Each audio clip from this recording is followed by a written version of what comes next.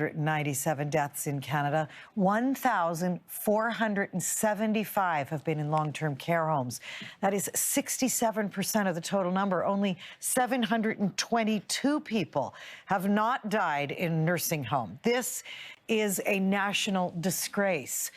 CTV's Avery Haynes has been investigating the demise of our nursing homes and joins me now. Avery, for all the homes we hear about, there are still so many that are just coming to light and clearly need urgent help. So give us some perspective on that.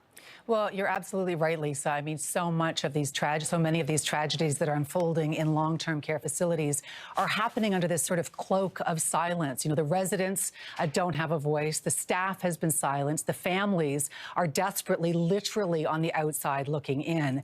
Earlier this morning, I got a chance to spend some time at one long-term care facility in downtown Toronto, where they are currently in an outbreak, where we are seeing that the people, many of the residents who are the family members of the residents who are inside, are actually outside of the home, standing there, not only cheering on the employees who are coming into work, but also begging for help. This Mong Xiang Home for the Aged is one of the first homes in Ontario that had an outbreak early on in April.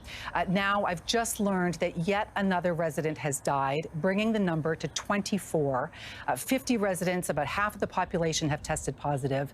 The facility there is operating with a skeleton staff that has been reduced by 80%. This, what you're looking at right now, Lisa, are the quotes of what they would like to say to their family members there. And one of the residents who lived in there, who you're looking at now, he is 111 years old. Foon. She is one of the oldest living Canadians. She survived the Spanish flu, multiple wars, the Cultural Revolution in China, and lived independently until only 4 years ago. I had a chance to speak to her granddaughter, Helen, who is pleading for politicians to stop talking and start acting. The bodies are going out the door and nobody's coming in to help these people. But we've been waiting and waiting and waiting and seeing the number of deaths rise and rise. How long can these seniors last? How long can my grandmother last? She's 111. She barely weighs 87 pounds maybe. If you're down to 20% of your staff, how hydrated are these people going to be? If you have one person on a 12-hour shift, this has to stop.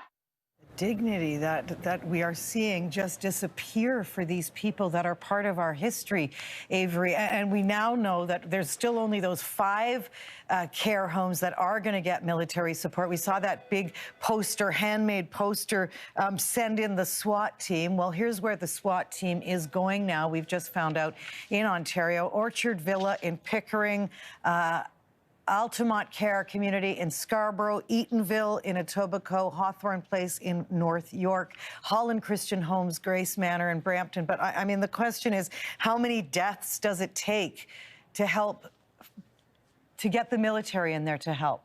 You know, Lisa, that announcement was made by Premier Ford 9 days ago. The announcement that SWAT teams were going to be coming in, that the military was going to be brought in to help these residents in these homes. We're talking about hundreds of outbreaks across this country.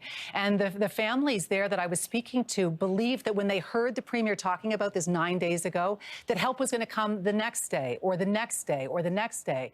And meanwhile, as you heard Helen saying, the bodies are piling up. Those PSWs, the people who are working in that facility right now, they're also responsible for not only taking care of the people who are living there, but wrapping up the bodies of those who have died and bringing them downstairs so that funeral directors can take them away because they're no longer allowed in the home. This is just honestly a devastating situation on so many levels, in so many places, in so many communities across this province. And you mentioned Premier Ford. His own mother-in-law is at West Park Long-Term Care Home in Toronto. So it sort of adds a layer, Avery. I mean, this could not be more personal.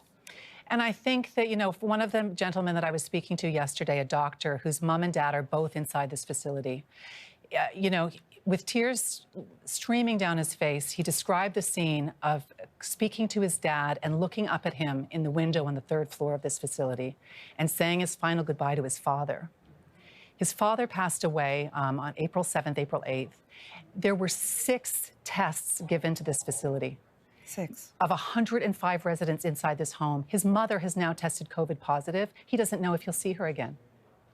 You know, I mean, this focus on hospitals, when we're recognizing, and we have been for a very long time, that the front line of this epidemic is not in the hospital, it's in the long-term care facilities. And when it takes 9 days, and you even heard the Prime Minister talking today about how they were going to be mapping out strategies for getting the military involved, time is running out. I mean, people are dying. And these personal support workers, like to see the people at that home where you were early this morning, cheering on the brave staff that are still willing to go into these homes really at risk. I mean, we still don't really have a good idea of how much of the PPE they're actually receiving in those homes.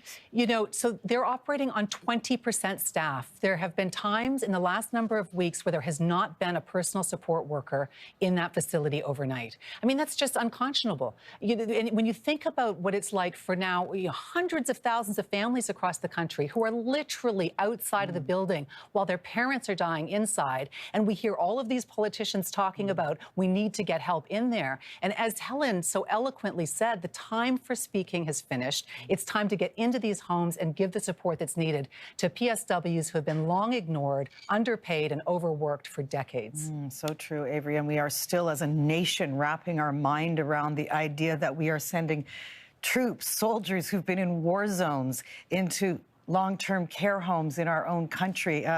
Honestly, this is the legacy, though, of COVID-19 in Canada, and the worst hit province is Quebec.